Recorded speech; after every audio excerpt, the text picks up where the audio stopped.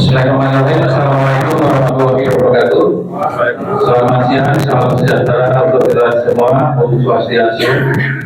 Terima kasih kepada teman-teman wartawan, YouTuber dan pekerja media serta medsos yang telah berkenan hadir pada siang hari ini memenuhi undangan dari Forum Jurnalis Merdeka bekerjasama dengan Media Trust untuk mengadakan diskusi yang rutin kita lakukan setiap 2 minggu sekali, dan kali ini kita akan mengambil tema yang cukup seksi, yaitu jejak hitam Nadiem Makarim dan penyerobotan Yayasan Trisakti.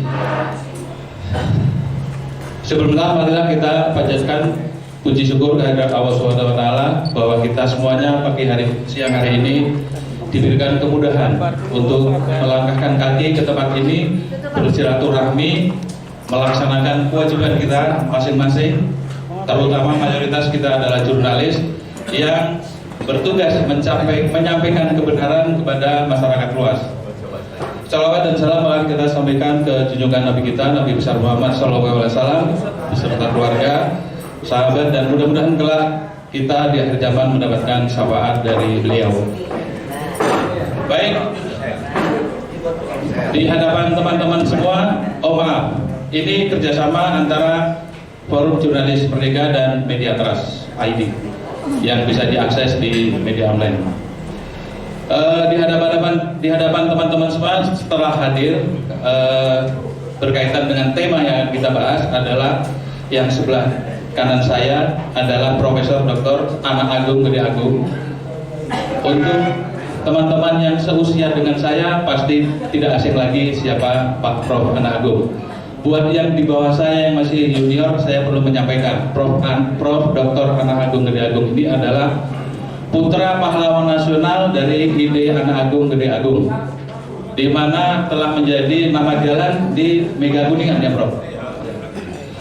Beliau Prof ini juga menjadi Menteri Sosial dan masalah-masalah kemasyarakatan di era Presiden Abdurrahman Wahid, Gus Dur tahun 1999 ya Prof. Gus Dur. Iya Mas Gus Dur. Jadi Prof turun bersama dengan Gus Dur satu gerbong. Nah, Prof Anak Agung juga sebagai Ketua Dewan Pembina Yayasan Trisakti yang sudah berjalan puluhan tahun. Bagaimana kita juga semua tahu Yayasan Trisakti kemudian memiliki beberapa kampus, ada sekitar 8 atau 9 kampus tersebar di seluruh Indonesia, dan kemudian ada sengketa dan saat itu dimenangkan oleh Prof Anak Agung. Tetapi kemudian setelah sekian tahun, di tahun 2022, Menteri Pendidikan, Kebudayaan dan Ristek Nadiem Makarim mengeluarkan surat keputusan Menteri SK Mendikbudristek nomor 330/P/2022 yang isinya menunjuk 13 orang yang mayoritas adalah PNS untuk menduduki yayasan yang diketuai oleh Prof Anak Agung. Dengan surat itu kemudian Prof harus tersingkir dari Yayasan Trisakti, kemudian berjuang sampai hari ini, dan perjuangannya melalui jalur yang benar, digugat SK itu dari PT UN tingkat pertama sampai PT TUN, kemudian sampai Mahkamah Agung dan sampai Inkrah, bahkan sampai ada penetapan eksekusi, tetapi tidak dilaksanakan oleh pemerintah. Nah, di sini saya ingin mengingatkan, masih ada kaitan dengan nama Nadiem Makarim. Ketika dalam beberapa hari ini Nadiem Makarim menggunakan suara teman-temannya, akademisi, sastrawan, seniman, artis, dan juga orang-orang terkenal yang dikenal publik sebagai orang bersih untuk mendukung Nadiem Makarim. Dan Nadiem Makarim mengatakan bahwa hukum Indonesia tidak menunjukkan keadilan. Hukum di Indonesia tidak ada kepastian hukum di Indonesia, dan Nadiem Makarim merasa terzalimi. Nadiem Makarim lupa bahwa dia juga mengacak-acak hukum Indonesia dengan melanggar undang-undang yayasan, bagaimana pengurus yayasan lama diganti dengan pengurus yayasan baru tanpa memperdulikan perasaan, hati, sejarah, dan lain sebagainya, sehingga Prof. Anak Agung Gede Agung yang sebagai ketua yayasan yang lama harus tergusur dan berjuang sampai hari ini selama hampir 5 tahun lebih ya, tidak mendapatkan kepastian hukum. Hari ini kita hadirkan Prof. Anak Agung Gede Agung sebagai ketua Dewan Pembina Yayasan Trisakti, kemudian pengacara Yayasan Trisakti Pak Nugraha Bratakusuma sebelah kanan, paling kanan, dan sebelah kiri saya adalah Pak Saud Sinaga sebagai alumni Universitas Trisakti. Semua akan membongkar bagaimana pengadilan di Indonesia berjalan tidak semestinya, sama seperti yang dikatakan oleh Nadiem Makarim hari ini, bahwa hukum telah berfungsi tidak sebagaimana mestinya, mengikuti kemauan politik, dan juga mendapatkan ketidakpastian hukum sedang dirasakan oleh Nadiem Makarim. Tetapi sesungguhnya ketidakpastian itu juga dialami oleh Prof. Anak Agung, dan itu dibuat oleh Nadiem Makarim.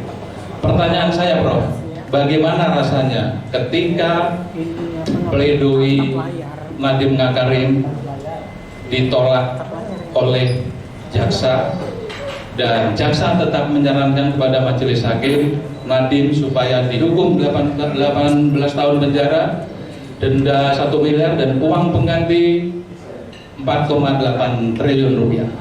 Jika tidak bisa mengganti, diganti dengan penjara 9 tahun. Jadi kalau diakumulasi berarti 18 sama 9. Berapa itu? 27 tahun. Kira-kira seperti itu. Prof, silakan Prof. Gimana perasaan Prof? Ya, terima kasih Pak Widodo atas undangannya untuk menghadiri diskusi media ini. Ini sangat tepat sekali karena menyuarakan mengenai hal-hal yang terkait dengan Nadiem Makarim dengan Yayasan Trisakti. Ya, kalau seandainya saya lihat di YouTube di mana Nadiem Makarim di depan sidang majelis dan para pendukungnya secara terseduh-seduh menangis menyatakan bahwa mempertanyakan akan ketidakpastian dan gelombang kriminalisasi yang terjadi di Indonesia. Saya langsung bertanya bahwa sewaktu Nadiem Makarim menjadi menteri, dia dengan melanggar undang-undang RI tentang yayasan, mengeluarkan SK 330 yang menunjuk 13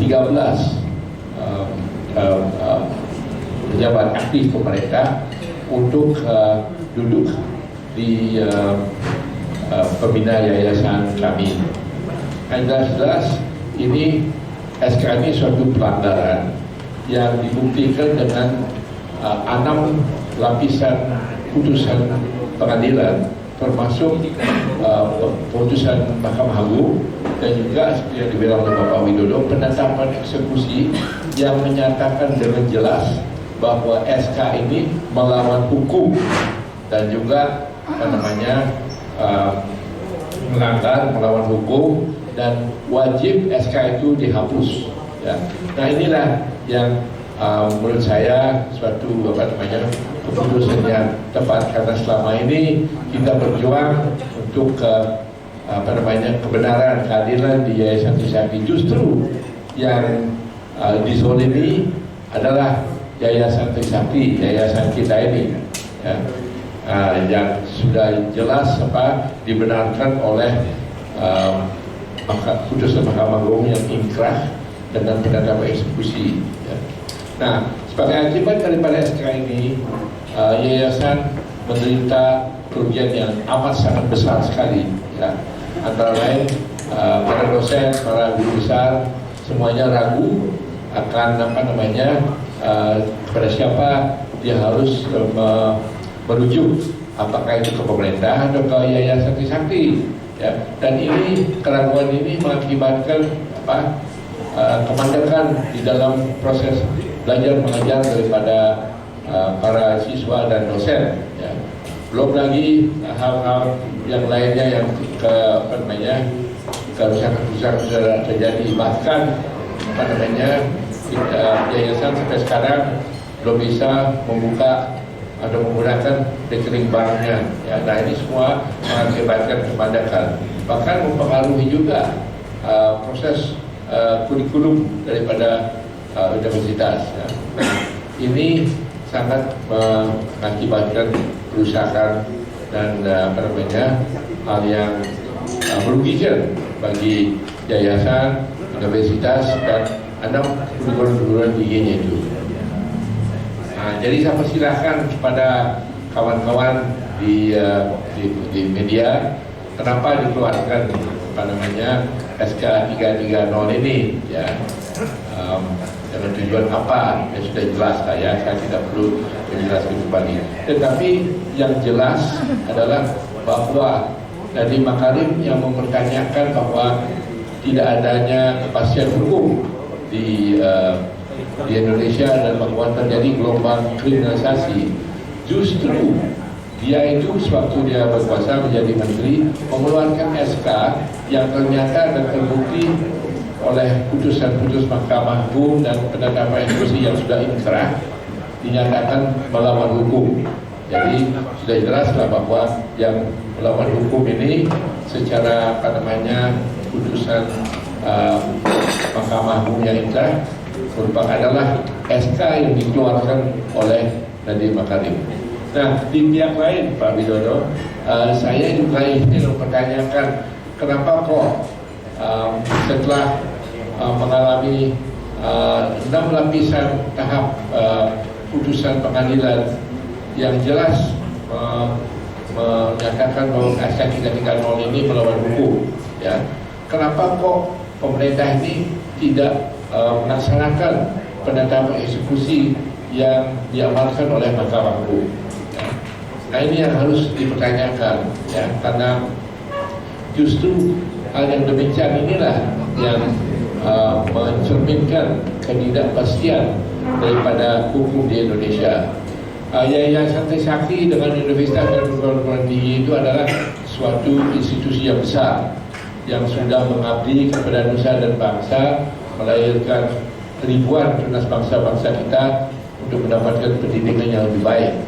Nah, kalau seandainya yayasan yang begitu besar seperti Yayasan Trisakti, ya, tidak diperlakukan dengan adil, ya, di mana setelah kita mengalami 6 lapisan putusan yang sudah inkrah, putusan Mahkamah Agung, ya, kita sudah melalui penetapan putusan pengadilan negeri, putusan pengadilan tinggi, putusan Mahkamah Agung kasasi, menangkan PK, meninjau kembali, mendapatkan eksekusi dan penetapan eksekusi, masih juga pemerintah tidak lakukan apa-apa. Dan itu sudah keluar putusan Mahkamah Agungnya itu 1 tahun yang lalu, ya.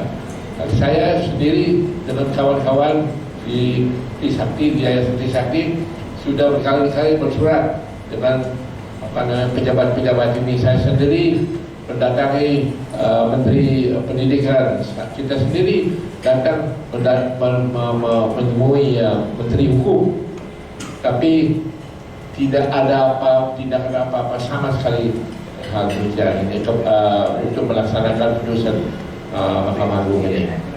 Nah, perlu saya ingatkan kembali bahwa hal yang demikian, ya, di mana mencerminkan suatu ketidakpastian yang bukan saja berdampak kepada Yayasan Trisakti, tetapi juga kepada seluruh Indonesia, karena ini mencerminkan bahwa memang betul tidak ada kepastian hukum di Indonesia, dan akibatnya ini multifaset terhadap segala kehidupan bangsa Indonesia. Nah inilah makanya kawan-kawan dari wartawan jika berkenan membuat suatu viral, suatu penyebar luasan mengenai Nadiem, bahwa SK 330-nya itu justru yang melahirkan ketidakpastian hukum, yang satu, dan yang kedua bahwa pada saat ini setelah menjalani 6 putusan Mahkamah Agung dan pendapat eksekusi yang kita menangkan, kenapa kok pemerintah tidak melakukan apa-apa? Ya, seharusnya, ya, hakikatnya pemerintah itu harus menghormati dan melaksanakan putusan yang sudah inkrah dari Mahkamah Agung. Ya. Nah ini putus ini sudah berjalan 1 tahun yang lalu, tapi sampai sekarang tidak ada tindakan apa-apa.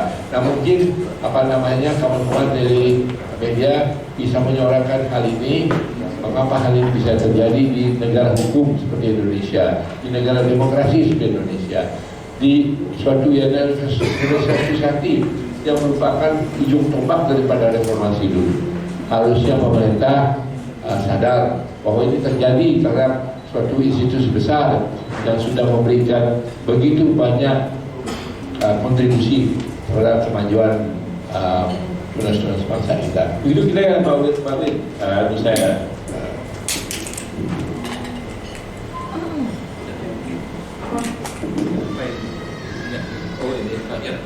Terima kasih Pak. Baik Prof, demikian teman-teman apa yang dirasakan oleh Prof. Ana Agung atas musibah yang dialami Yayasan Trisakti, berjuang dari bawah sampai puncak pengadilan, tapi juga tidak direspon oleh pemerintah. Dan anak Pak Prof. Ana Agung ini adalah mantan menteri dan juga putra dari pahlawan nasional, juga tidak mendapatkan keadilan yang semestinya di negara kita. Untuk memperkuat apa yang disampaikan oleh Prof. Ana Agung, kita akan dengarkan paparan dari Pak Nugraha Bratakusama bagaimana proses pengadilan itu berjalan sampai hari ini masih terkatung-katung. Maka dipersilakan Pak Nugraha. Terima kasih Pak Widodo atas waktu dan kesempatannya. Ini mungkin beberapa kawan-kawan media bukan pertama kali lah ya mendengar cerita bagaimana Yayasan Trisakti ini selalu menjadi masalah. Tapi sebelum masuk ke konteks, saya ingin sedikit menyampaikan sesuatu ya. Saya mengikuti lah ya kasus-kasusnya Nadiem Makarim ini di persidangan. Ada satu statement yang disebutkan oleh jaksa, yaitu white collar crime atau kejahatan keras. Saya pengalaman dalam dunia hukum dan juga belajar bahwa memang di titik tertentu bagi orang-orang intelektual, bagi orang-orang pintar, suatu kejahatan itu bukan cuma kayak saya mencuri barang oleh diri sendiri, saya menipu orang oleh diri sendiri. Sometimes kejahatan itu dibungkus secara rapi, bahkan secara prosedural, dan bahkan dengan kekuatan atau kewenangan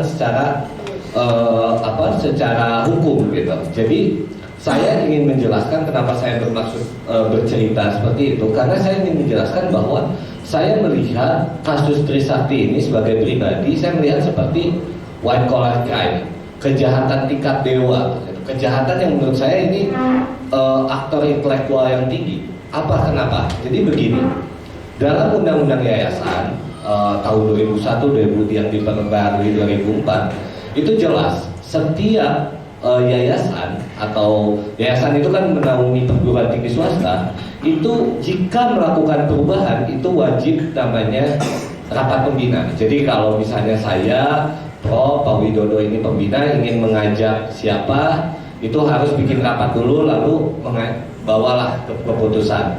Jadi tidak bisa serta-merta hukum lain merubah sesuatu. Seperti misalnya PT harus ada RUPS gitu, pemegang saham melakukan rapat jual beli saham dan lain-lain. Dalam hukum yayasan tegas sekali, tidak ada tafsir apapun bahwa setiap perubahan anggota pembina itu wajib dilaksanakan melalui rapat pembina dan wajib dicatatkan. Itu jelas. Nah, tiba-tiba ada satu keputusan menteri yang jelas secara struktur hukum itu di bawah undang-undang, mengeluarkan satu keputusan yang namanya keputusan Menteri nomor 330 yang dikeluarkan oleh Menteri Pendidikan ketika waktu itu, yaitu Nadiem Makarim. Pertanyaannya, apakah bisa? Secara undang-undang tidak bisa. Tapi kenapa Menteri ini tetap mengeluarkan? Bentuk keputusannya nanti bisa saya share juga ke teman-teman media sekalian. Saya ingin semua berdasarkan data ya. Dia kemas keputusan ini, dia buat seolah-olah dia berdasarkan pertimbangan ABC segala macam, dengan diskresi dia sebagai menteri mengeluarkan keputusan, tiba-tiba mengangkat para pembina. Mengangkat para pembina, salah satunya dia menetapkan keanggotaan pembina dari beberapa unsur. Ketika saya baca siapa unsurnya, ya 99% ini pejabat negara semua. Nah, yang menarik, konsepnya seolah-olah seperti negara menyelamatkan Trisakti. Tapi yang menarik adalah kalau kita baca di sini, orang-orang ini kebanyakan sekarang udah tidak menjabat. Bahkan ada namanya Isarah Mawata, ini setahu saya sudah jadi tersangka tipikor. Tapi tetap ada sampai sekarang di data sebagai pembina Trisakti. Jadi akibat ini dikeluarkan ini, para pejabat ini seolah-olah seperti putusan suatu kenegaraan. Tapi akhirnya dengan dasar ini nama Prof. Anak Agung yang sebelumnya ada di akta 2005, ini akta jelas, itu tiba-tiba menghilang. Lalu muncullah akhirnya kami melakukan gugatan ke pengadilan. Di tingkat pertama kami menang.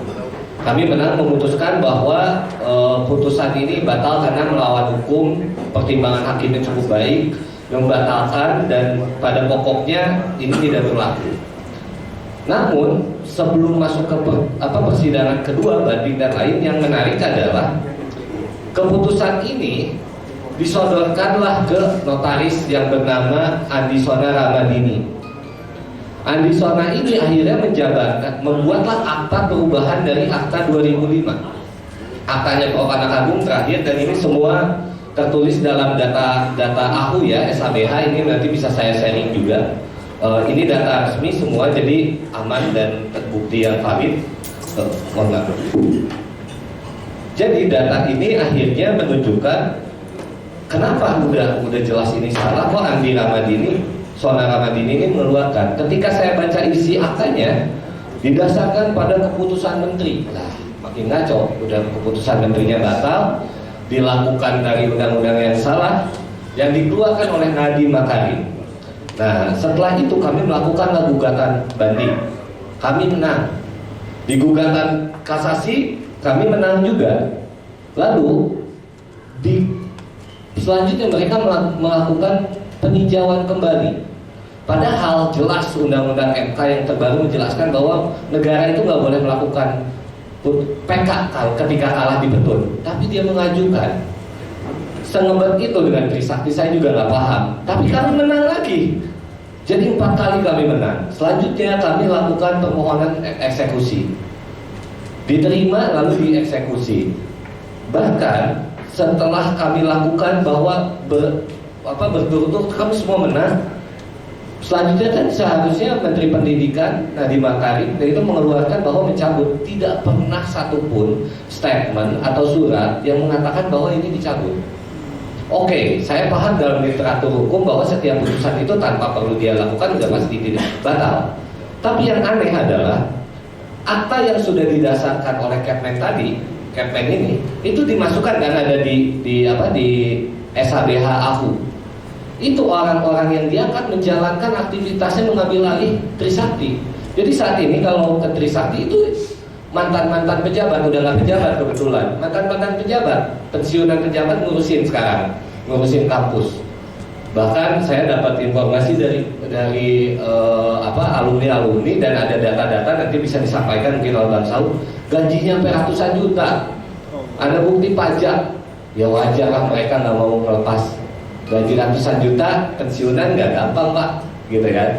Jadi itu hal yang memang saya lihat kenapa mereka sengebet itu. Selanjutnya kami memintalah ke AHU, ke Kemenkum, tolong buka dong, karena saya sebagai anak hukum saya paham ada sifatnya asas erga omnes. Ketika putusan itu dibacakan itu mengikat bagi semua orang. Harusnya Kemenkum kalau baca, dan pasti baca ya, itu melihat bahwa dasar hukum dari akta ini sudah batal. Harusnya dia mencabut dan mengembalikan kepada aktanya 2005 yang Prof. Anak Agung. Tapi dibalas oleh Kemenkum bahwa kami tidak bisa buka karena putusan itu untuk Kemendikti. Ya, itu kan kayak kucing-kucingan Pak. Kami menangin sini, lempar ke sini, sini lempar sini, kayak kucing-kucingan. Bahkan saya bersurat kepada Mahkamah Agung, saya tanya, ini gimana Kemenkum nggak mau melaksanakan apa? Mahkamah Agung, surat resmi saya bisa kasih suratnya dari Mahkamah Agung, bilang seperti ini, bahwa dalam literatur hukum sebagaimana yang kita pahami bersama, dengan telah ditetapkan suatu keputusan tidak mempunyai hukum lagi, maka surat keputusan tersebut tidak memiliki kekuatan yang mengikat dan tidak dapat dilaksanakan secara hukum, sehingga tidak dapat menimbulkan hak kewajiban dan akibat hukum bagi pihak terkait. Apabila masih dipergunakan, maka hal tersebut termasuk dalam perbuatan melawan hukum. Mahkamah Agung bilang artinya Kemenkum juga melakukan perbuatan melawan hukum dengan tidak melaksanakan. Akhirnya kami melakukan lagi gugatan lagi ke Kemenkum terkait pemblokiran ini. Mau sampai kapan gitu gugatan ini? Kami saat ini sedang jalan, juga bisa dipantau juga oleh rekan-rekan wartawan. Ini sidangnya tiap hari Selasa ya. Selasa, cuma di minggu depan kami mulai sidang di Kamis karena ada perubahan jadwal, Selasa libur. Jadi yang saya bingung adalah pengadilan PT UN Jakarta, karena kan kami menggugat Pak Widodo Ahok. Jadi yang kami bingung adalah kok seperti ini gitu. Dalam hukum itu kan ada trias politika ya, bagaimana pembagian kekuasaan gitu. Jadi ketika yudikatif saja diabaikan oleh eksekutif gitu, buat apa negara ini? Buat apa jadi negara gitu? Jadi harusnya kan semua ada keseimbangan politik, ada keseimbangan kekuasaan. Kalau seperti ini ya sia-sia kita berperkara. Bagi Prof. Anak Agung aja yang mantan menteri, anak pahlawan nasional aja sulit ini, apalagi bagi rakyat, masyarakat biasa ketika lembaga yudikatif tidak dilaksanakan oleh eksekutif gitu. Itu saya sebagai pribadi sangat miris gitu. Jadi yang satu hal lagi, kembali lagi pada pemaparan pertama saya mengenai white collar crime. Yang menarik adalah ketua pengurus Yayasan Trisakti saat ini adalah Ainun Naim. Ainun Naim ini mantan dirjen dari Kemendikti, udah pensiun. Nah yang menarik, ternyata di kasusnya Nadiem Makarim itu beliau telah dipanggil oleh KPK beberapa kali yang terkait Keombu, tapi mangkir. Pertanyaannya, dan saya juga ketika browsing ternyata dia diangkat menjadi dirjen juga oleh Nadiem Makarim. Jadi saya tidak berbicara banyak hal, mungkin teman-teman media, masyarakat tahu gitu kenapa saya sebut ini white collar crime dan kenapa ini sesuatu yang harus kita perhatikan. Jadi tidak serta-merta apa yang terlihat itu nyata gitu. Ketika kita dalami kasus, ketika dalami ini, saya melihat ada hal-hal janggal gitu. Dan termasuk salah satunya di Trisakti. Mungkin sementara saya sampaikan itu saja dulu, nanti mungkin selanjutnya kita bisa lanjut di tanya jawab. Itu saja Pak Widodo, terima kasih. Terima kasih Pak Nugraha untuk kesempatan pertama, nanti bisa diperdalam lagi dalam sesi tanya jawab. Tapi sebelum ke Pak Saud, saya ingin menyampaikan, ingin mengingatkan bahwa Prof. Anak Agung waktu Pak Nadiem masih menjabat sebagai menteri berkali-kali ingin ketemu, ingin menyampaikan hasil putusan pengadilan, ingin bertatap muka, ingin ngobrol, ingin mencari solusi terbaik, tapi ditolak, tidak pernah bertemu. Ini penting karena begini, Pak Nadiem ini saat ini dan mungkin sampai menjelang vonis itu sedang terus berupaya membangun opini menggunakan tokoh-tokoh terkenal, politisi, sastrawan, seniman, artis dan banyak lagi untuk membangun opini, tapi melalui medsos yang diambil dari entah di mana ngambilnya. Kita bicara hari ini di forum terbuka, di forum yang formal, informal, forum yang serius dan semua bisa dipertanggungjawabkan. Silakan Pak Prof, pengalaman waktu bertemu Pak Nadiem ditolak dan berkali-kali. Silakan. Tidak ada pengalaman apa-apa karena sudah kita berkali-kali menulis surat Nadiem dan sekretariatnya untuk supaya dapat bertemu. Dia tidak mengindahkannya, jadi tidak ada pengalaman apa. Tapi saya rasa ini suatu tindakan yang sangat arogan daripada seorang penguasa, di mana kita sebagai ketua pembina Yayasan Trisakti yang cukup besar institusinya itu, dan ya tadi tahu betapa besarnya kontribusi daripada Yayasan Trisakti kepada saudara bangsa dan bangsa Indonesia. Harusnya dia bisa bertemu, apalagi masalah yang ingin dibicarakan adalah hasil daripada SK yang dia keluarkan. Nah, tapi setelah berkali-kali kita menyurati, surat pun tidak dibalas, apalagi mau ketemu. Itu saja kita, Pak. Baik, terima kasih Prof. Berikutnya kita akan mendengarkan, betul masih satu pembicara lagi Pak Joko, mendengarkan kesaksian dari Bang Saud Sinaga. Dia adalah perwakilan dari alumni Trisakti. Mohon diceritakan secara detail pengalaman termasuk peristiwa Trisakti yang juga menggantung sampai hari ini. Bang Saud, silakan. Tapi tidak usah takut, kita di era merdeka, di era demokrasi, di era bagaimana kita bersuara itu dijamin undang-undang. Kita sedang menuntut keadilan, bukan membenci pemerintah, bukan membenci siapapun. Silakan Bang Saud. Ya, selamat siang. Terima kasih kepada Pak Widodo, pada Prof. Agung Gede Agung selaku Ketua dan Pembina Yayasan Trisakti, pada Bang Nugraha Pratasuma sebagai lawyer resmi dari Dewan Pembina Yayasan Trisakti. Daripada rekan-rekan media, teman-teman semua yang hadir, saya ucapkan terima kasih. Meneruskan dari apa yang disampaikan oleh Prof. Agung Gede Agung dan Pak lawyer kita, Pak Nugraha, bahwa kejahatan Nadiem Makarim ini seperti TSM, terstruktur, sistematis dan masif. Karena beliau selaku sebagai Menteri Mendikbudristek Dikti pada saat itu, memang sistem pendidikannya tidak menemui arah yang benar. Salah satu korbannya adalah kami dari Yayasan Trisakti. Akibat daripada kebijakan beliau mengeluarkan keputusan Menteri nomor 330 tahun 2022 itu menyebabkan kekacauan yang terjadi di dalam sistem pendidikan tinggi di Indonesia. Bayangkan, di Indonesia itu ada sekian ribu PTS. Apabila setiap PTS yang mengalami keributan atau sengketa kelembagaan antara rektorat dan yayasan, jalan tengahnya, jalan solusi yang diambil oleh pemerintah melakukan akuisisi atau pengambil alihan. Itu sangat tidak benar. Padahal ada undang-undang yayasan, PTS itu dibentuk oleh kelompok masyarakat. Jadi Trisakti ini pada tahun 1965 itu sebelumnya adalah bernama Universitas Respublika, di bawah Yayasan Bapperki, Badan Perwakilan Keluarga Negara Indonesia, yang pada saat tahun 65 itu dibakar lah ya oleh massa karena terlibat afiliasi pada kelompok komunis. Dan pada tanggal 29 November 1965 dibuka kembali dengan keputusan Presiden melalui Menteri Pendidikan waktu itu PTIP, Brigjen Sarip Tayeb, tanggal 29 November tahun 1965 dengan nama Universitas Trisakti.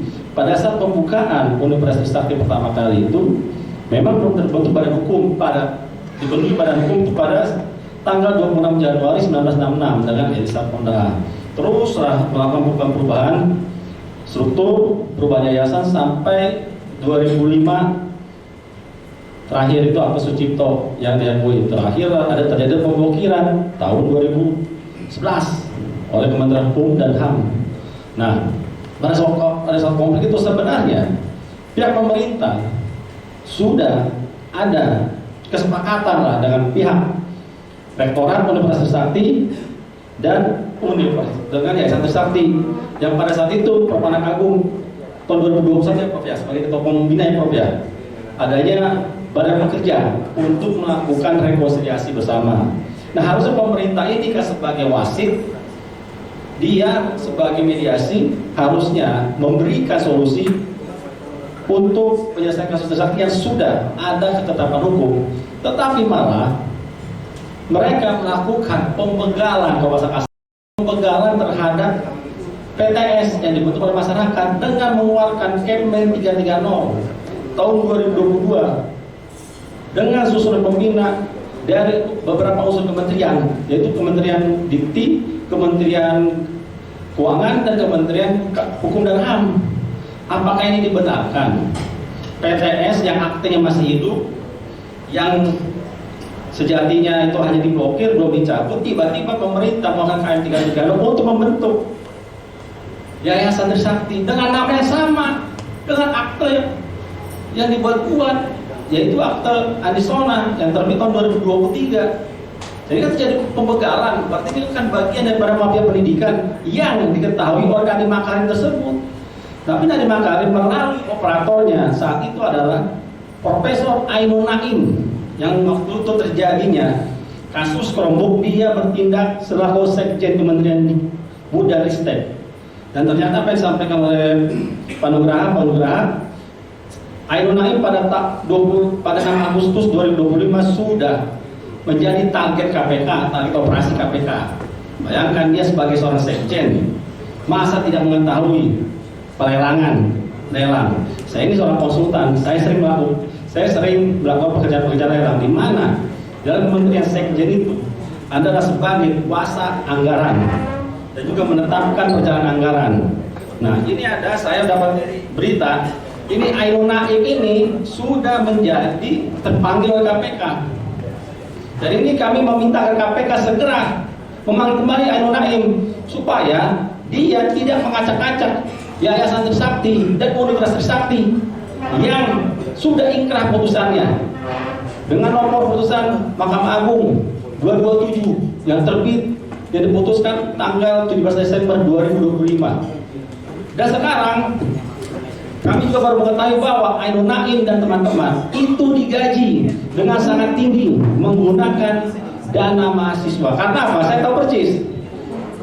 Dana yayasan yang resmi itu masih terblokir di beberapa bank. Mungkin yang mengetahui hal ini hanya Prof. Agung sebagai ketua pembina. Tadi ini saya perlihatkan, ini adalah gaji-gaji dari seorang Ainun Naim. Dan anehnya, dia sebagai ketua yayasan versi oknum ASN menggaji dirinya menggunakan dana mahasiswa, tapi MPWP yang dipakai bukan MPWP yayasan versi dia, tapi MPWP daripada Profesor Agung Gede Agung, yaitu MPWP Akta Sucipto tahun 2025, di mana ini MPWP resmi daripada Dewan Pembina Permana Agung Gede Agung. Ini gajinya 96 juta, bayangkan, per bulan. Ini sudah terjadi sejak tahun 2023. Bayangkan 96 melebihi gaji BUMN. Dan ini dana mahasiswa. Dan ini sebenarnya posisi dia itu pada saat itu dia memang sudah gagal menjabat sekjen, tapi dia tercatat masih sebagai ASN Kementerian Dikbud. Dan sekarang begini logikanya ya, teman-teman wartawan, jadi kalau saya bukan seorang lawyer, tapi saya seorang arsitek. Ini logikanya. Itu 330 SK 330 yang diterbitkan oleh Kepmen Ainun Naim sudah dibatalkan secara hukum oleh putusan tertinggi daripada Republik ini, yaitu Mahkamah Agung, dengan putusan 227. Otomatis izin operasional daripada Universitas Trisakti, jadi Yayasan Trisakti ini mempunyai 6 unit perguruan tinggi selain Universitas Trisakti, Institut Transportasi dan Logistik Trisakti, Institut Pariwisata Trisakti, Sekolah Tinggi Manajemen Asuransi, dan Sekolah Tinggi Manajemen Ilmu Komunikasi. Dan itu semua adalah masih pakai MPWP Akta Sucipto 2005. Bayangkan, berarti apa? Dengan terbitnya putusan Mahkamah Agung, seluruh satuan pendidikan tidak memiliki izin operasional. Nah, ini yang membahayakan. Dengan terbitnya 227, berarti penandatanganan ijazah yang dilakukan oleh Profesor Adarsa yang ditunjuk oleh Ainun Naim diragukan keabsahannya. Karena apa? Sekarang ini 330 yang katanya mengangkat Ainun Naim dan teman-teman selaku pengurus yayasan sudah dicabut. Nah, sekarang posisi dia di akte 03 siapa yang memutus? Berarti apa? Ilegal. Nah, mereka sekarang melakukan konspirasi kejahatan untuk melakukan PTNBH kepada Universitas Trisakti. PTNBH itu sudah disetujui pemerintah pada saat Profesor Satrio menyampaikan di RDP DPR bulan Januari sebelum beliau lengser ya. Itu apa? Tidak ada lagi PTNBH dan harus dimoratorium. Karena apa? Keuangan negara dan PTNBH juga merugikan SDM yang ada di Universitas Trisakti. Dan ini kejahatan kerap putih seperti yang Manugera bilang. Trisakti itu artinya masih hidup, masih sah, hanya terblokir. Terblokir itu apa? Konspirasi dari oknum-oknum yang tidak bertanggung jawab.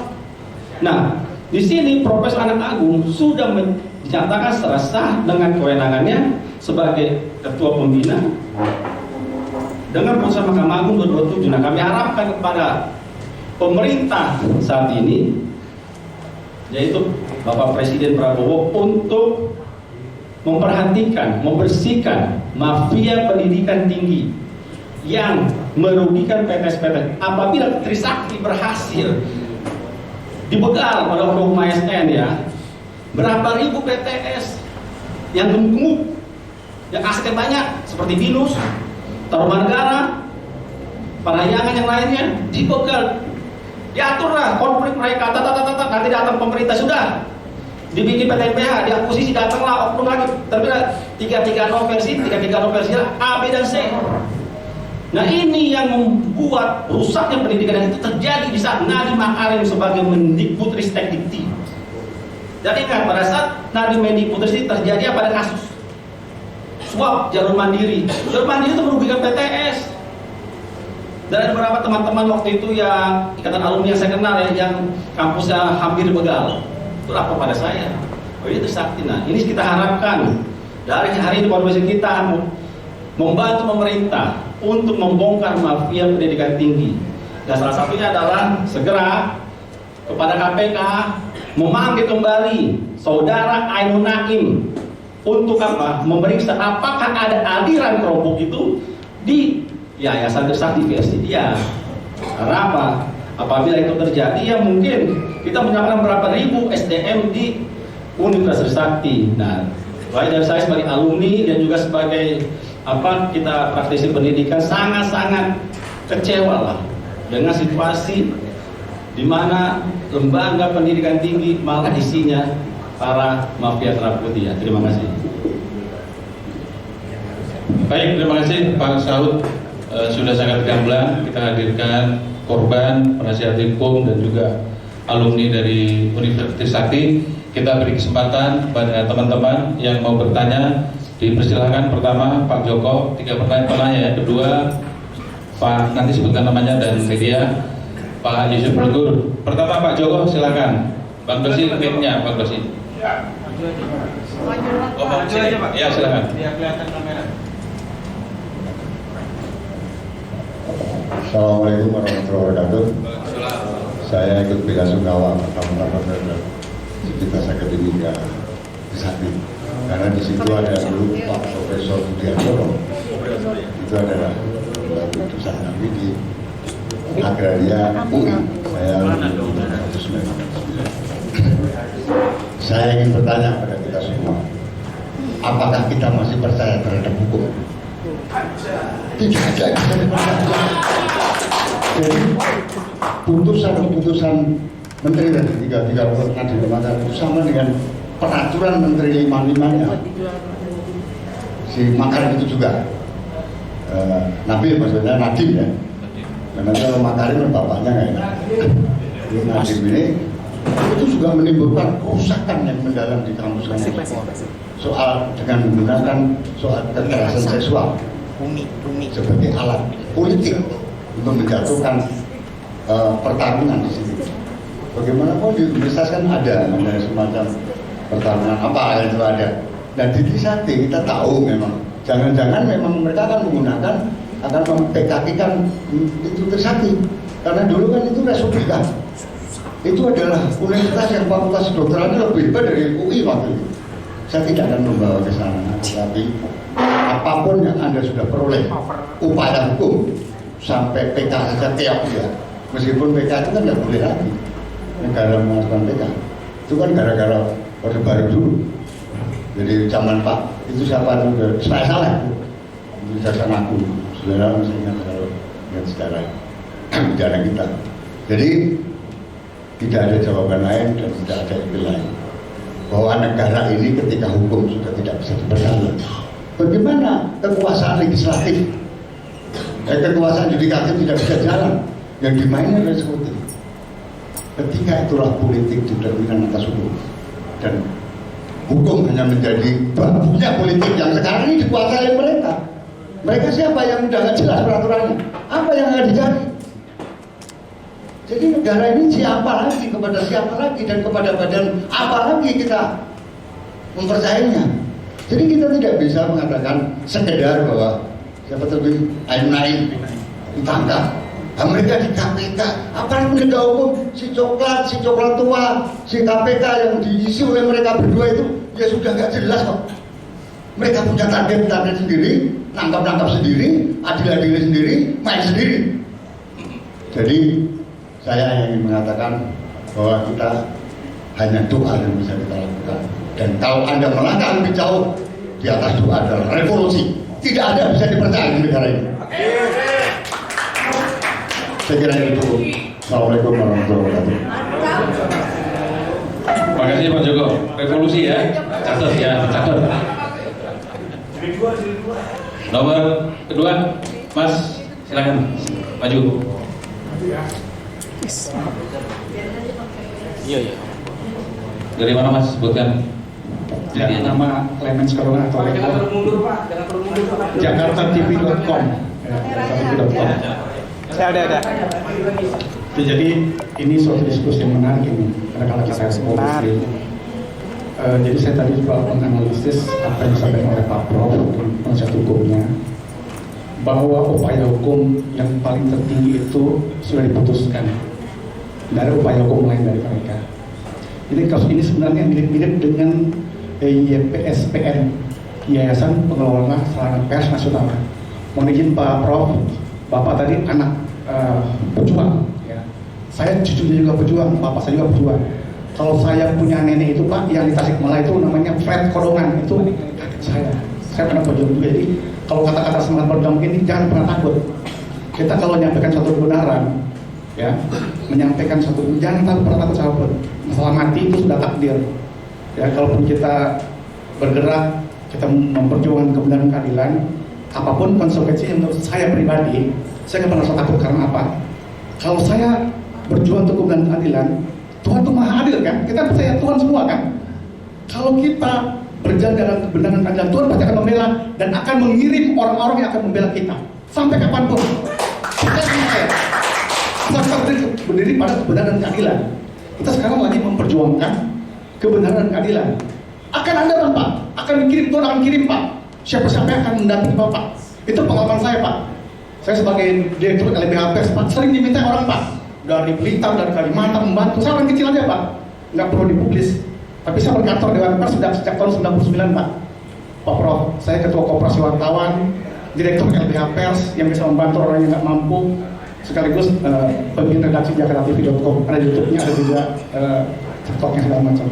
Jadi saya mendukung semua gerakan-gerakan kebenaran keadilan, karena tanpa dukungan gerakan-gerakan itu, mungkin Tuhan yang saya katakan tadi, itu Tuhan mengirim Pak. Kita digerakkan. Mau siapa-siapa bikin, kamu datang. Sama halnya orang lain juga Pak yang susah. Itu lagi susah menang segala macam, kayak Sri Patoka yang di Blitar. Itu kemarin nelpon sama saya minta datang lagi. Padahal dia dulu sempat ke Hotman Paris 11 tahun berjuang. Ya, terus Bang Eki Sujana pun saya telepon kemarin. Kenapa? Sri Patoka Anda sebagai ini, dia begini-begini. Kok men, bantu men. Dia itu orang susah. Apalagi di LBH. Jadi orang akan dikirim Pak. Saya percaya, yakin percaya saya. Benar. Yakin dan percaya bahwa Tuhan akan mengirim orang-orang dari manapun. Ya kan, akan membantu. Percaya sama saya. Baik. Bentuknya apapun itu saja. Nah, intinya berjuang aja. Saya mendukung. Kalau masalah hukum ini terakhir. Masalah hukum kita kan hukum pidana udah pidana mungkin belum. Kedua lagi ada mungkin hukum riba, ya kan? Itu perlu juga Pak. Karena kita lawan kezoliman kan. Siap. Itu aja saya pikir. Ya, terima kasih. Siap. Terima kasih Pak. Kalau Pak Joko revolusi, Mas ini hukum riba. Anda Pak, Silakan. Berikutnya Mas Yusuf.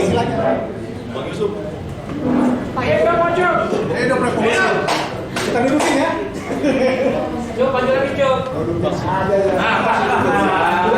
Assalamualaikum warahmatullahi wabarakatuh.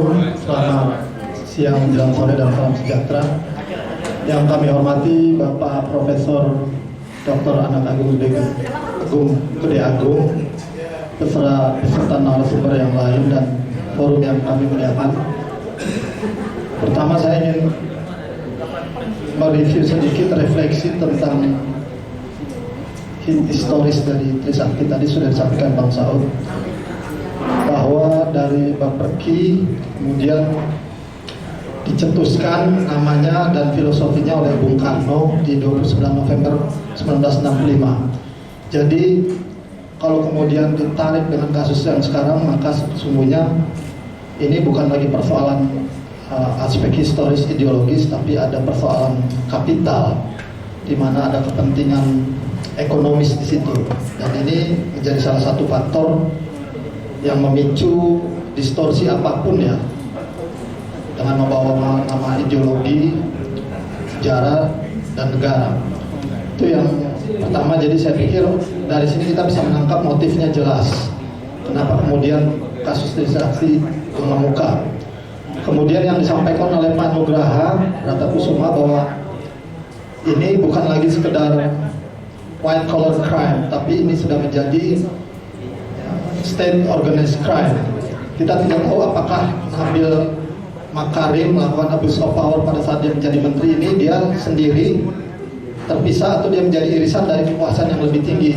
Semisal Pak Jokowi selaku presiden yang kita tahu memang dia menjadi tragedi dalam banyak hal proses penyelenggaraan tata negara. Jadi itu yang mungkin perlu kita pertimbangkan sambil menyusun kerangka taktis strategis untuk memperjuangkan ini, karena perjuangan Trisakti itu bukan sekedar perjuangan sebuah kampus, tapi lebih dari sekedar dunia akademik, dunia perguruan, tapi dunia pendidikan yang membebaskan yang sekarang kemudian kooptasi oleh negara atau rezim tertentu. Nah dari situ kemudian saya punya saran. Saya nggak tahu sejauh mana progres perjuangan yayasan dan segenap alumni Sivitas Akademika. Yang pertama, perlunya melibatkan semua kekuatan dan entitas politik yang ada di negara ini. Termasuk kalau bisa, baik orang per orang maupun institusi, yayasan, dan didampingi oleh Sivitas Akademika itu melakukan kunjungan silaturahim, meminta saran pertimbangan kepada tokoh-tokoh dan institusi, misalnya Ibu Megawati. Kemudian tokoh-tokoh profesor, dokter di bidang akademis, termasuk pemerintahan juga, DPR, KPK, Kementerian Pendidikan Kebudayaan yang sekarang. Kenapa ini penting untuk menjelaskan kejadian yang sebenarnya, ada proses kejahatan atau manipulasi. Jadi kalau itu belum dilakukan, kalau bisa segera melakukan itu supaya bisa pelibatan masalahnya itu mendapatkan sense of crisis, sense of minded, dan sense of belong dari seluruh rakyat negara bangsa ini. Itu yang pertama. Kemudian kalau bisa segera membentuk semacam entitas atau komunitas yang melibatkan Sivitas Akademika, mulai dari yayasan yang saya ini, para dosen, guru besar, dan mahasiswa, membentuk semacam lembaga organisasi mahasiswa peduli Trisakti. Jika perlu melibatkan elemen mahasiswa dari kampus-kampus yang lain, dengan membawa pendidikan adalah kebutuhan semua anak bangsa. Itu yang kedua. Kemudian yang ketiga yang saya pikir penting, perkuat kasus hukum soal yayasan ini dengan yayasan serta didampingi Sivitas Akademika melakukan laporan berupa perbuatan melawan hukum terkait kasus manipulasi, korupsi, dan kejahatan akademik. Jadi biar mereka dihadapkan dengan persoalan yang bukan cuma sekadar kasus internal yayasan, tapi mereka juga telah melakukan kejahatan perdata dan pidana. Di samping itu juga posisi sekarang Nabil Makarim dan beberapa orang yang termasuk kemudian DPO katakanlah ya, itu kan sebenarnya menguntungkan posisi yayasan yang sedang bersengketa. Karena apa? Ternyata sengketa atau kasus ini lahir dari sebuah inkredibilitas para yayasan dengan bukti terpidana, kebanyakan kan terkena kasus, dan kasusnya itu adalah kasus korupsi. Saya pikir ini satu advantage, keuntungan yang harus diambil oleh yayasan dan sivitas akademika. Jadi mungkin itu beberapa saran saya yang mungkin bisa menjadi sebuah spirit baru ya, perjuangan yayasan dan sivitas akademika Trisakti. Dan saya sebagai aktivis juga pegiat media, dan kebetulan anak saya juga ada di Trisakti, ya insya Allah siap membantu jika dibutuhkan. Kita mengorganisir, memobilisir para aktivis atau kalangan kampus mahasiswa, insya Allah kita bisa berjuang bersama. Terima kasih. Wassalamualaikum warahmatullahi wabarakatuh. Baik, terima kasih banyak Mas Blegur, Mas Yusuf Blegur, masukannya dan juga ide-ide cemerlangnya. Jadi dari ketiga penanya tadi, nanti kan kita buka lagi ya, tiga sesi lagi, 3 termen lagi, termen kedua ada 3 penanya lagi. Mungkin akan dijawab. Jadi Pak Joko tadi kesimpulannya bahwa kekuasaan yudikatif dikangkangi oleh kekuasaan eksekutif, trias politikanya nggak imbang. Kemudian Mas, aku lupa tadi yang Manado tadi ya Mas, Mas Manado ya, saya ingatnya Manado aja. Jadi kebenaran dan keadilan pasti datang. Nah itu lebih kepada saran untuk bersabar ya. Tapi kalau ini didiamkan akan terjadi hukum rimba. Kira-kira seperti itu ya. Nah ini Mas Yusuf banyak sekali. Jadi tidak sekedar masalah politik, ideologi. Hari ini lebih kepada yang terjadi di Trisakti itu masalah kapitalisme, masalah uang, masalah modal yang menjadi masalah sampai hari ini belum selesai. Oleh karena itu Mas Yusuf tidak dia menilai Nadiem waktu jadi menteri tidak sekedar white collar crime, tapi sudah state organized crime, dan ada backing, ada dekengan dan lain sebagainya yang itu sangat mungkin terjadi kalau dilihat kasusnya seperti ini. Oleh karena itu Mas Yusuf tadi menyarankan pada Prof untuk merangkul tokoh-tokoh seperti Bu Mega, DPR, KPK hari ini melaporkan dugaan-dugaan tindakan perbuatan melawan hukum, dan juga Kemendikbud, Menteri Pendidikan yang sekarang juga perlu dirangkul untuk menceritakan semua ini. Silakan Mas Pak Brata atau Pak Prof mau menjawab dari ketiga pertanyaan itu. Ya, kita sampai saat ini sudah merangkul ke segala penjuru ya, kepada yang disebut Pak Widodo, Menteri Pendidikan, Menteri Hukum, Seskap, pada PSK, dan semuanya itu kita sudah menjelaskan sampai mulutnya kita berbuih-buih ya. Tetapi seolah-olah kupingnya mereka itu tertutup ya, tidak mendengarkan, walaupun kita datang dengan fakta-fakta bahwa ini sudah merupakan keputusan inkrah. Kita membawa lawyer kita yang menjelaskan secara rinci semua kronologi yang sudah terjadi, dan bahwa sudah harusnya dilakukan pelaksanaan daripada pendataan diskusi. Tapi Pak Widodo, ini semua moving daripada pejabat-pejabat kita itu tertutup. Nah inilah yang seperti yang dikatakan oleh Pak Nuraka dan juga ya Bapak yang ketua GMI, Pak siapa? Pak Sudung ya? Yusuf Blegur ya, bahwa itu tidak ada tambahan Prof. Mas Yusuf Blegur itu tadi mantan Ketua Presidium GMNI, Gerakan Mahasiswa Nasional Indonesia. Sudah saya katakan tadi bahwa beliau itu semua mengatakan bahwa seolah-olah tidak ada perimbangan antara yudikatif dan eksekutif. Jadi sekalian jalan cuma eksekutif aja, dan jalannya eksekutif itu semaunya ya, tanpa landasan hukum sama sekali. Jadi tadi Bapak Widodo mengatakan, dan Pak Yudhur tadi itu mengatakan kalau rangkullah semua pejabat-pejabat itu. Kita sudah lakukan hal itu, tetapi semuanya mute ya, semuanya berdiam diri ya, seolah-olah kuping mereka itu tidak mendengarkan apa-apa. Jadi begitu kira-kira hambatan besar yang kita hadapi sekarang ini. Sebenarnya kita tidak berusaha, kita sungguh berusaha sangat keras sekali sejak tahun 22 ini, hampir 4 tahun ya. Tapi tidak ada respons sama sekali. Sudah datangin Prabowo, Pak. Ya, ya mungkin tapi harusnya dengan adanya penanganan eksekusi di mana menteri-menteri itu dieksekusi, harusnya Prabowo sudah tahu pada hari ini. Jadi saya rasa itu pun tidak ada responsnya.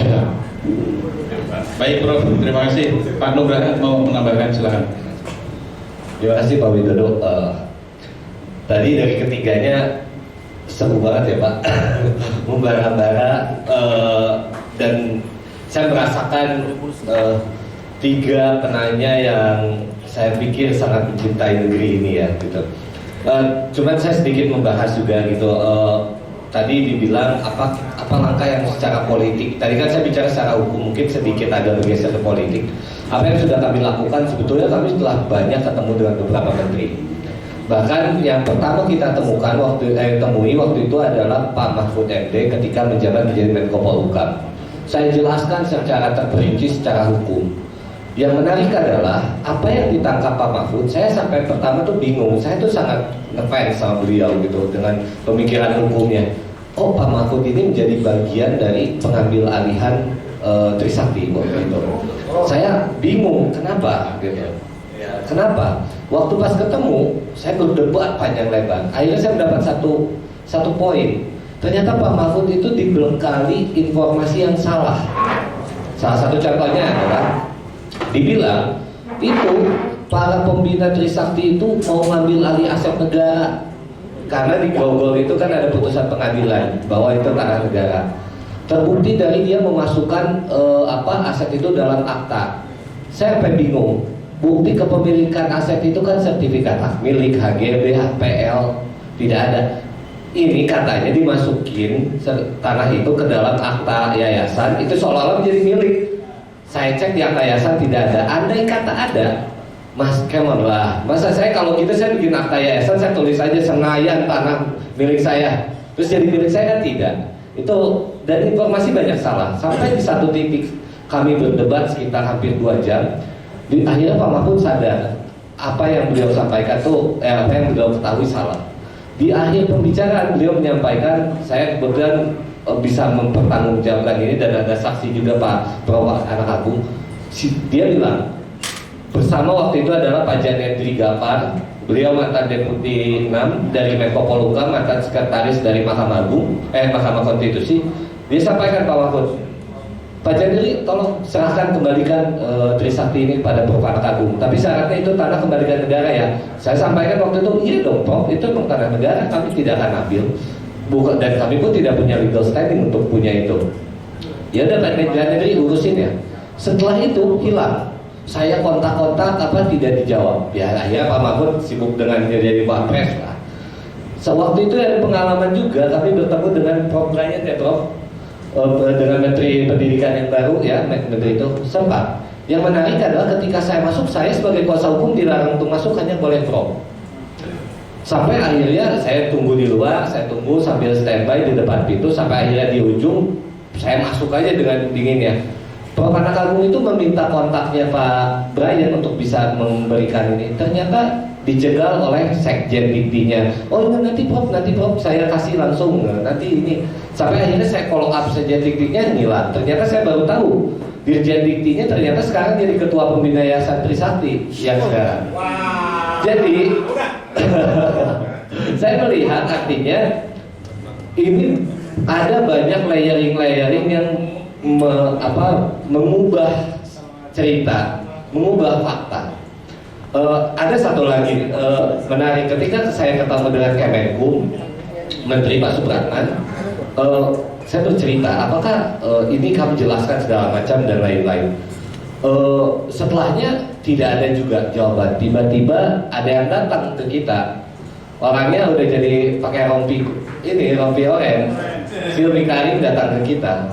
Dia bilang mewakili bahwa kalau mau ya udah saya undang kamu masuk gitu. Tapi saya sampai bingung lah, kan ini yang punya, maksudnya tanda kutip Prof Anak Agung, kok jadi Prof yang diundang sama situ gitu kan, gitu. Akhirnya lambat laun yang ngejegal kami ke Kemenkum ya adalah sekarang pakai rompi. Saya bingung, jadi banyak layering. Dan ketika saya cek di SABH, Sistem Administrasi Badan Hukum, di bukti persidangan kemarin, saya melihat buka tutupnya SABH itu ternyata bukan oleh notaris, kan harusnya dari notaris kan yang bisa mengajukan, terus kementerian membuka. Itu dari surat-surat dari Kemendikti. Jadi Kemendikti sampai detik sekarang itu masih intervensi SABH gitu. Jadi itu dari sisi politik menjawab hal-hal tadi gitu. Dari sisi eksekutif kenapa mengebet ini gitu. Saya sampai bingung. Bahkan saya baru tahu ternyata dulu Pak Bang Saud ini juga sempat bagian dari audit kampus lah ya. Dulu tuh akhirnya Trisakti itu ternyata punya aset sekitar 18 triliun ya. Dulu. Sekarang nggak tahu berapa. Jadi artinya ya wajar lah. Wajar sekali mereka akan mati-matian dengan gaji hampir 100 juta dengan aset yang 18 triliun. Wajar sekali untuk ini. Nah, cuman yang menarik baru hari ini Prof, saya juga mungkin belum sampaikan ke Prof juga. Saya ditelepon oleh Komisi 3 beberapa anggota DPR itu untuk segera memasukkan surat. Jadi saya ingin teman-teman semua juga bantu kami juga untuk mengawal. Katanya minggu depan itu akan mulai dirapatkan gitu kasus Trisakti ini, karena kan saat ini ada di Kemenkum ya bolanya gitu, karena SABH itu masih diblokir. Katanya akan mulai dirapatkan di rapat umum di Komisi 3. Jadi saya mohon juga dibantu juga mungkin nanti kami gitu ketika memasukkan suratnya dibantu juga oleh teman-teman untuk diiringi lah gitu dan dipantau. Mungkin itu dari saya gitu Pak Widodo mungkin sedikit kita. Terima kasih. Siap tuh Pak. Pak Saud mau menambahkan? Pak silakan. Jadi ya seperti yang dari nanya bahwa Trisakti ini ibarat seperti sapi gemuk yang tidak berpemilik seperti yang begitu. Ini jadi rebutan. Sekarang susunya banyak kan begitu. Nah ini tapi yang mau mengambil ini bukan masyarakat, oknum daripada yang penyelenggara negara. Kan ini aneh. Pada undang-undang yayasan itu adalah yang berhak membentuk Trisakti atau punya PTS itu dari kelompok masyarakat. Dan yang kedua, memang ini mengarah kepada kapitalisme pendidikan yang terjadi saat ini. Ini rusak sejak zaman Nadiem. Puncak rusaknya pendidikan adalah sejak zaman dari Manggan sebagai Mendikbudristek Dikti.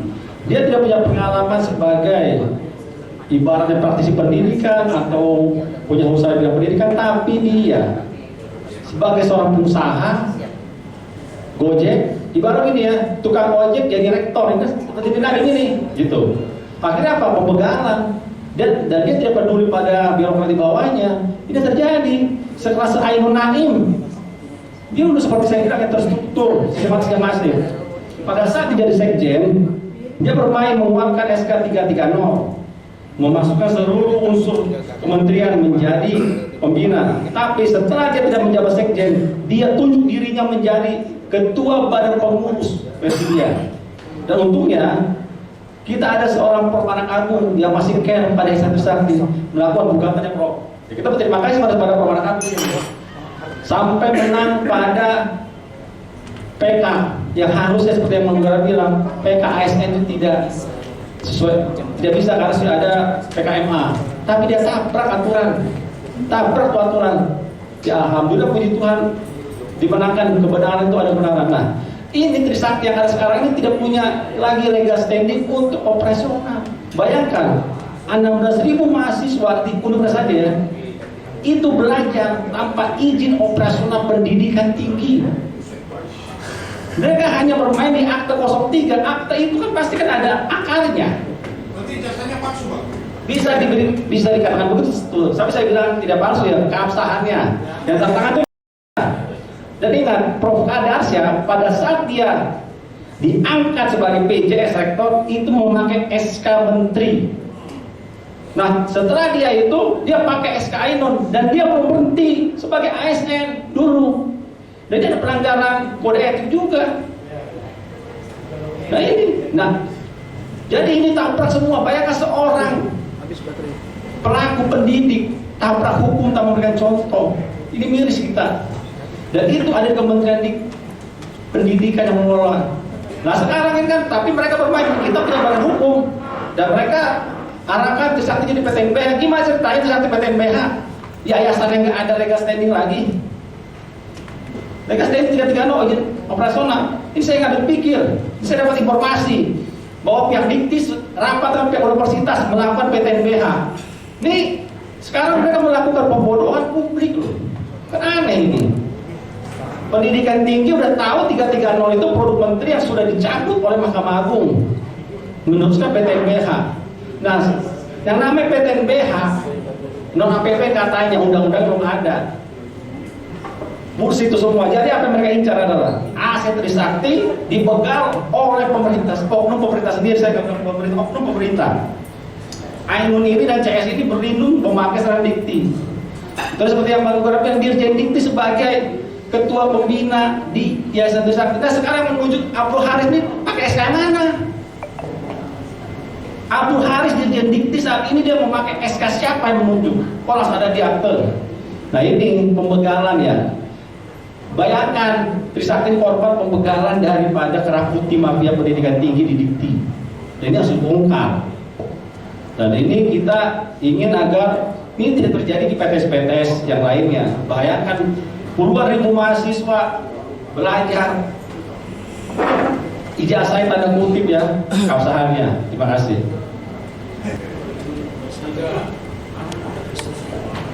Baik, terima kasih Bang, terutama buat Prof. Terima kasih atas paparannya, sama Bang Saud, sama Bang Nugraha. Ini dari segi pengacara nih Bang Nugraha ini sepertinya sangat ahli dari segala ahli, core of the core gitu ya. Begitu juga dengan Bang Saud yang sebagai alumni yang sangat peduli dengan alma maternya. Ini bisa kita apresiasi Bang, karena gak semua alumni itu peduli, karena begitu dia lulus dari kampus dia pasti lupa dengan kampusnya. Itu kebanyakan. Tapi Bang Saud luar biasa. Mungkin kita bisa kasih aplaus dulu sama Bang Saud ini.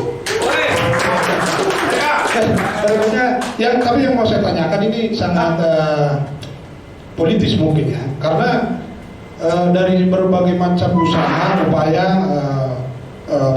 gerakan yang sudah dilakukan, kok sepertinya ini menemui tembok yang cukup kuat gitu ya. Kira-kira, apalagi tadi Bang Nugraha bilang bahkan Pak Mahfud sendiri mendapat informasi yang keliru gitu. Artinya kan ada pihak-pihak tertentu yang mungkin berusaha untuk mengambil alih Trisakti untuk kepentingan pribadi atau kelompoknya. Nah pertanyaannya, apakah tidak ada gerakan hukum dan politik yang lebih gitu untuk membuat kasus ini lebih mendapat perhatian, terutama dari Pak Prabowo atau mungkin dari Menteri Menristek sekarang gitu. Jadi gerakan ini tidak hanya mendapat perhatian di level-level nasional, tapi nggak terlalu booming gitu Bang. Apakah ada upaya gitu, misalnya demo atau menggunakan gugatan gitu? Dan yang paling penting memang apakah Pak, sepengetahuan bapak-bapak di sini, apakah Pak Nadiem ini mempunyai backing atau kelompok yang bisa mengarahkan beliau sehingga jangan-jangan Pak Nadiem sendiri memang termakan gitu loh. Apakah ada informasi di bawah permukaan seperti itu? Saya kira demikian. Terima kasih atas tanggapannya. Terima kasih Bang Doji. Mau dijawab Pak Nugraha dulu atau Pak Saud dulu mau jawab? Baik. Jadi saya bilang bukan palsu, keabsahan. Kalau palsu itu orang itu nggak pernah kuliah. Ijazah dicetak di tempat lain. Ini ijazah asli. Jadi belum proses Trisakti. Tapi keabsahan. Bayangkan saya ini kan sebagai rektor. Tapi tiba-tiba pengangkatan saya sekarang itu diputuskan oleh Mahkamah Agung, saya tidak sah. Karena apa? Mereka ini diangkat melalui versi 330. Ainun sudah dicabut oleh Menteri oleh Mahkamah Agung. Jadi keabsahan, beda antara keabsahan dengan ijazah palsu. Keabsahan itu orang itu sudah tidak berhak lagi tanda tangan. Tidak berhak lagi tanda tangan ijazah. Orang itu ijazah warga Trisakti kok orang itu kuliah. Beda dengan palsu. Palsu nih saya nih nggak pernah kuliah, misalnya di Trisakti tiba-tiba saya punya ijazah di tempat lain, itu palsu. Jadi tolong mengerti perbedaan bahasa Pak. Nah, keabsahan beda Pak. Keabsahan itu apa? Ya nggak pernah tertangan. Karena apa? Itu semua SK itu yang ada di universitas pejabat-pejabat itu dianggap perlu 330. Sekelas universitas pada saat tahun 65, Soekarno tidak dulu membuat akte yayasan tahun 65. Dia perintahkan Sarip Tayyip pada tanggal 14 November atau tanggal berapa untuk mengaktifkan kembali Universitas Ureka menjadi Universitas Trisakti dengan SK 014 tahun 65 itu. Nah setelah itu apa? Berarti SK Menteri itulah membuka Universitas Trisakti sebagai operasional baru yayasan itu. Nah sekarang berarti apa? Kejadian ini yang dilakukan seperti yang dilakukan oleh tahun 65. Dia buka Trisakti seolah-olah Trisakti itu tidak ada izin operasional. Oh, SK Menteri masih berjalan. Itu. Nah, ini yang ada sekarang. Berarti apa 330 itu kan ada apa? Membuka operasional pengajaran. Itu sudah dibatalkan secara hukum oleh Mahkamah Agung. Baru dia bikin lagi akta seperti persis yang dilakukan oleh tahun 65. Tapi izin operasional kita itu dari tahun 65. Kok tiba-tiba ditimpa lagi dengan SK baru 330? Itu. Nah ini kan berarti apa? Kembali kepada SK tahun 65. 65 aktenya siapa? 2005 kepada Agung dan pembinaan yang lainnya yang masih ada saat ini yang diakui 2005. Ini berarti apa? Ini yang bercokol sekarang ini rektor segala macam dan Ainun keabsahannya diragukan. Makanya mereka sekarang apa? Ketakutan melakukan PTBH bagaimana? Berarti apa? Mereka ketakutan sekarang. Karena apa? Posisi legal standing yang ada di Proposal Agung Dagu dengan akte 2005 saat ini. Nah ini yang saya lihat ya Bu. Jadi apa? Tidak layak. Tidak ada legal standing yang mengatakan seperti ini. Operasionalnya. Berarti apa? Siapa menunjuk si Ainun sekarang di 03? SK mana dia sekarang? Ainun, Lukman, Dimyati, pengurus yayasan, dia pakai SK mana sekarang? Bisa duduk di yayasan sekarang akte 03 itu. Saya ingin tanya dulu gitu. Bapak SK mana? Menteri Peraya mengeluarkan lagi 330 jadi 2. Udah jelas-jelas versi Nadiem aja kalah. Tidak sah. Milik masyarakat, mau keluarin lagi. Lagi saya bertanyakan adalah Ainun duduk di sana itu Pak utusan siapa? Pakai yayasan yang mana? Kepmen yang mana? Itu terima kasih. Terima kasih Pak Nugraha mau nambahin ya. Ya terima kasih Pak Widodo. Ada hal menarik yang tadi tanyakan. Kita sudah melakukan langkah hukum, kita sudah melakukan langkah politik, namun mengapa ini tidak menjadi atensi publik lah ya? Bahkan kita sudah beberapa kali preskon, kenapa tidak jadi atensi publik? Jadi yang saya pelajari adanya apa ya?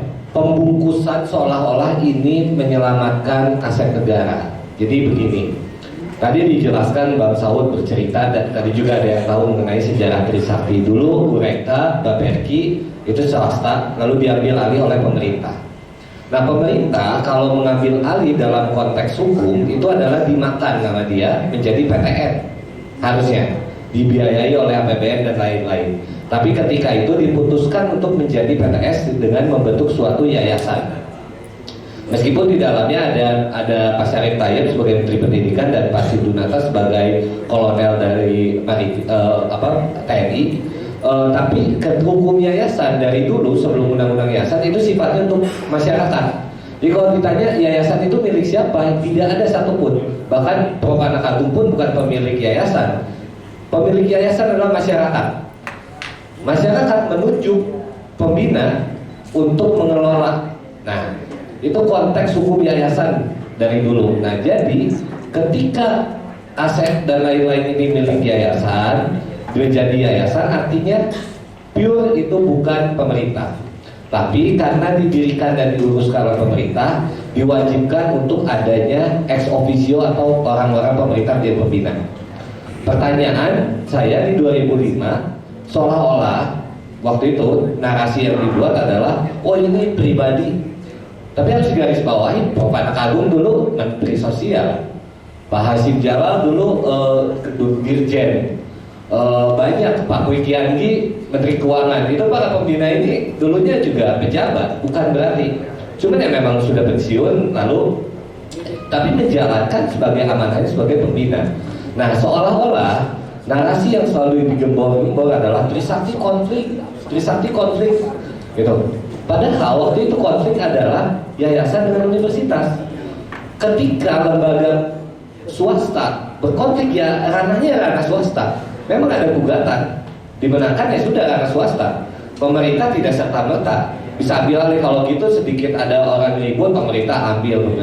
Seenak tadi Bang Saud bilang gitu, kalau kayak gitu Kepmen tinggal keluarin aja, ambil kampus-kampus seenak dia aja, kan nggak bisa kayak gitu, negara nggak begitu. Dan perlu diketahui juga ada satu fakta. Jadi saya kemarin di persidangan tuh saya nemuin fakta bukti yang dikasih oleh lawan. Ternyata ada sebelum ada Kepmen 330 ada satu dokumen. Dokumen itu adalah kesepakatan berdamai dan menjalankan Trisakti kembali utuh, yaitu antara pembina yayasan dengan universitas disaksikan oleh Kementerian Pendidikan. Ketika saya lihat pihak dari yayasan itu pihak dari Pak Anak Agung, ketika itu pengurusnya ada Pak Bimo. Oh ya berarti Pak Anak Agung. Lalu saya lihat dari sana Pak Kadarsa sebagai rektor saat ini juga waktu itu.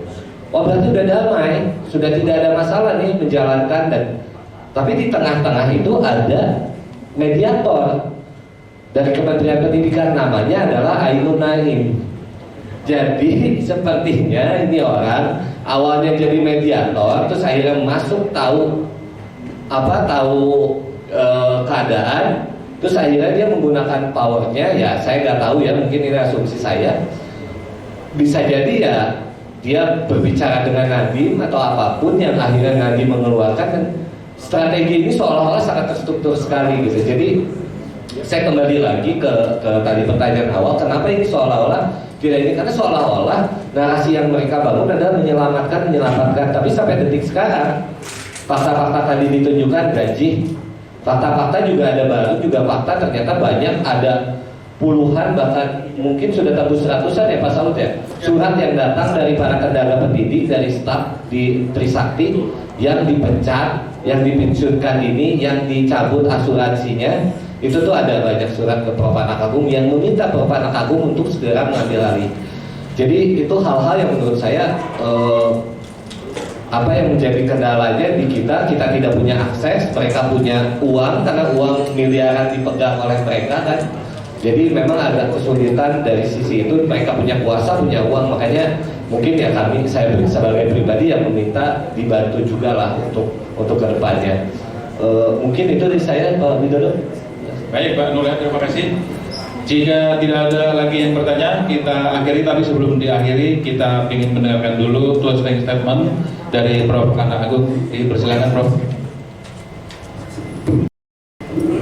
Terima kasih Pak Widodo atas kesempatan ini untuk hadir di dalam diskusi media di mana kita menjabarkan permasalahan yang kita hadapi yaitu Trisakti terhadap Nadiem Makarim dan juga terhadap pemerintah. Nah, sebagai kata akhir saya ingin menyatakan demikian. Ada dua hal yang perlu menurut pandangan saya yang kita harus bawa pulang sebagai makna daripada diskusi media ini. Yang pertama adalah demikian. Saat ini Nadiem Makarim secara terseduh-seduh menyatakan dan menangis menyatakan bahwa tidak mempertanyakan adanya ketidakpastian daripada hukum di Indonesia dan juga gelombang diskriminasi, seolah-olah dia adalah korban daripada fenomena ini ya.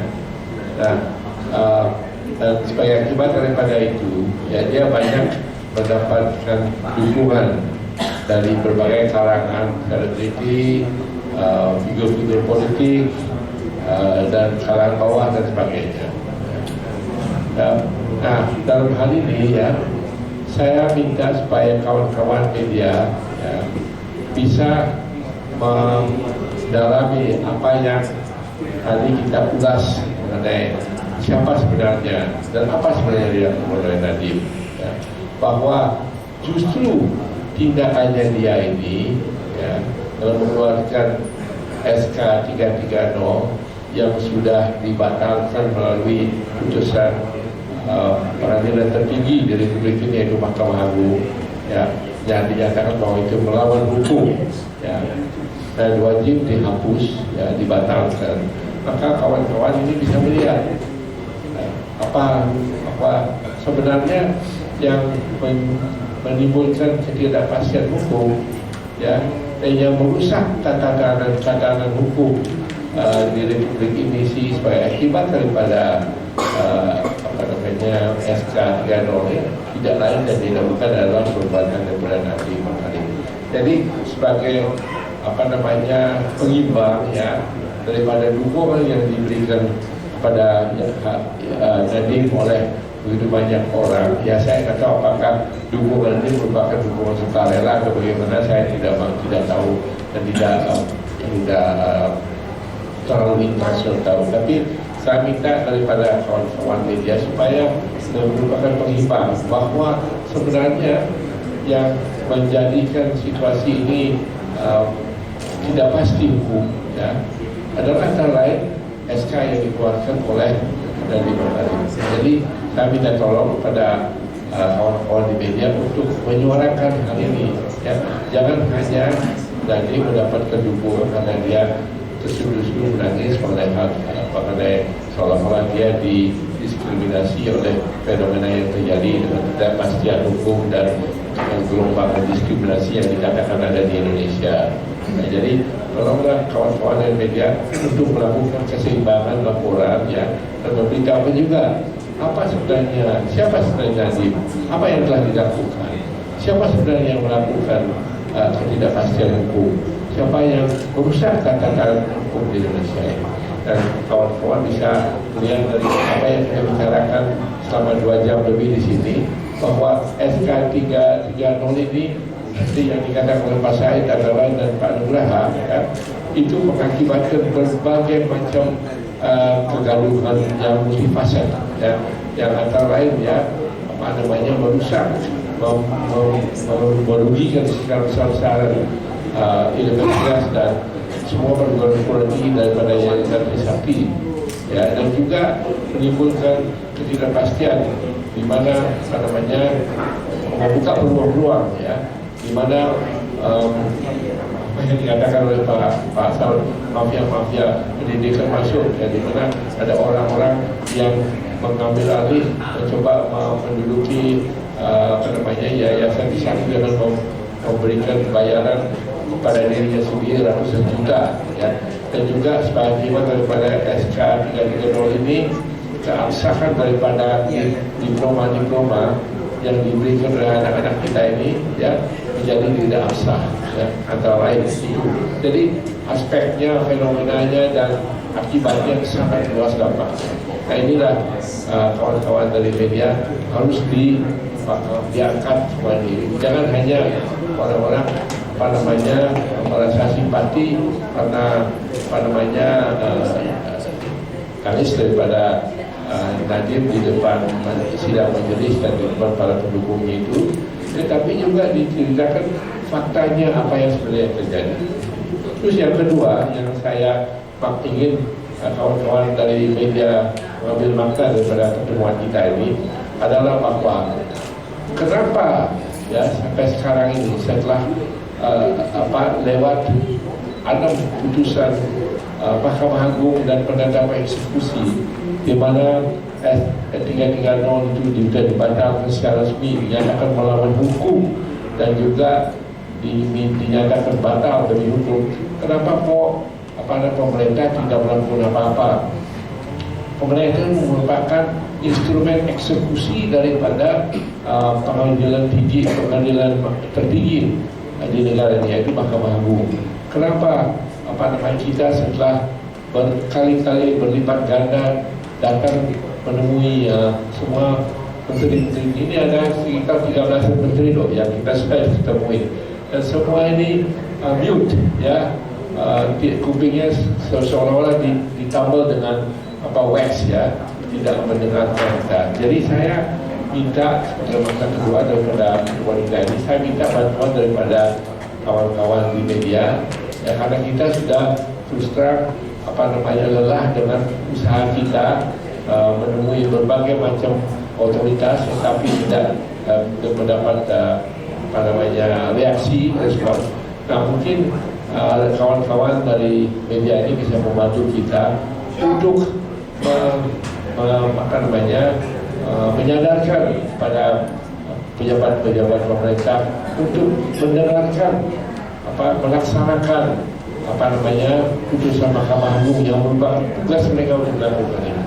Ya, jadi dua hal makna yang saya ingin kita bawa pulang adalah satu, untuk menyuarakan siapa dan apa sebenarnya yang dilakukan oleh dari Makarim, dan yang kedua untuk membantu kita untuk memberitahukan kepada pejabat-pejabat, menyebarluaskan kepada pejabat-pejabat pemerintah ini untuk secepatnya melaksanakan keputusan daripada pengadilan tertinggi dari Republik ini. Karena kalau seandainya tidak, ya, ini bukan hanya berdampak kepada Yayasan Trisakti saja, tetapi bisa akan berdampak kepada kalian ini. Kalau seandainya kepada Yayasan Trisakti yang institusi yang begitu besar dan sudah begitu lama berkontribusi kepada usaha dan bangsa bisa diperlakukan demikian, hal demikian juga ketika kezaliman ini bisa dilakukan terhadap kalian juga. Jadi marilah kita sama menegakkan keadilan ya, demi kepentingan kita bersama. Terima kasih.